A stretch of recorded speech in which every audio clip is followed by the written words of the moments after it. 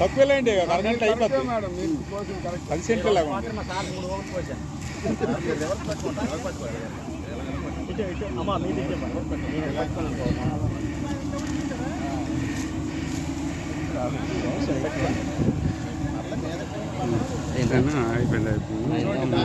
ఆఖరి గిట్టుబాటు ధర గురించి అడిగితే రైతన్నకి, పొలం పండించిన రైతన్నకి గిట్టుబాటు ధర అంతా కూడా తెలియదంట.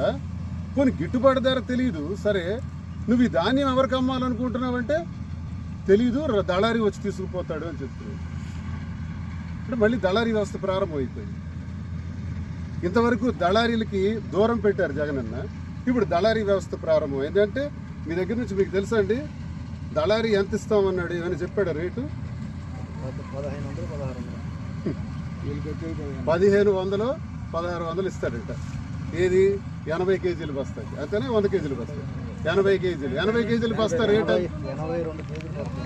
82 కేజీలు ధాన్యం ఇస్తే 1300 1400 ఇస్తాడంట.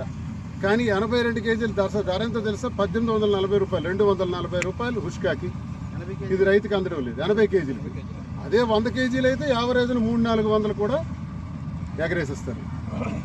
నేను ఇప్పుడే పొలానికి రాకముందు ముందే చెప్పాను, నేను ఈ ప్రభుత్వంలో ఎటువంటి దారిద్ర్యాలు సంభవిస్తున్నాయి, సాక్షాత్తు ఈ జిల్లాలో ఉన్నటువంటి అచ్చెన్నాయుడు ద్వారా, వ్యవసాయ శాఖ మంత్రి అని చెప్పుకున్న అచ్చెన్నాయుడు ద్వారా ఎటువంటి మోసాలు జరుగుతున్నాయి, రైతుకి ఎటువంటి అన్యాయం జరుగుతుందని నేను ఇప్పుడే చెప్పి పొలంలోకి వచ్చి సరదాగా ఒక 4 ఏళ్ళు కోద్దామని కోసి రైతన్నకు అడిగాను. రైతన్న స్పష్టంగా ఈ విషయాన్ని తెలియజేస్తున్నాను. ఇది దుర్మార్గమైనటువంటి చర్య. నేను ఒక్కటే తెలియజేస్తున్నాను ప్రభుత్వానికి, ఎట్టి పరిస్థితుల్లో కూడా దళారీ వ్యవస్థని రద్దు చేయాలి. ధాన్యాన్ని, ప్రతి ధాన్యపు గింజని ప్రభుత్వమే కొనాలి.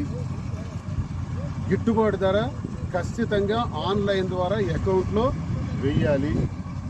10 లక్షల టన్నులు కనీసం శ్రీకాకుళం జిల్లాలో పండితే 5 లక్షల టన్నులకు మాత్రమే ప్రొక్యూర్మెంట్కి నిన్న కలెక్టర్ గారు అధికారాలు ఇచ్చారంట. 5 లక్షల టన్నులు కాదు, అవసరమైతే 10 లక్షల టన్నులు కూడా కొనాలి. ఈరోజు కొనుగోళ్లు ప్రారంభం కాక ముందే నేను ఈరోజు పొలంకి వచ్చాను. ఆఖరిపు ధాన్యపు గింజ కొనేంతవరకు కూడా నేను పోరాడుతూనే ఉంటాను. ఇలాగే వస్తాను పొలాలకి, అన్ని ప్రాంతాలకు కూడా కళ్ళాలకి వెళ్ళి కలుస్తాను. ఎక్కడ ధాన్యం కానీ కొనకుండా ఉండినా, దళారీల తాలూకా చేతివాటం ఇందులో ఉండినా, రైతులకు అన్యాయం జరుగుతుందని తెలిసినా పోరాటం ప్రారంభిస్తామని, రైతుల తరఫున ఉద్యమమే చేస్తామని నేను గట్టిగా ఈ ప్రభుత్వానికి హెచ్చరిస్తున్నాను. అచ్చెన్నాయుడు, సంబంధిత శాఖకు మంత్రి నువ్వే ఉన్నావు కాబట్టి డైరెక్ట్గా నీకే ఈ విషయాలు తెలియజేస్తున్నాను.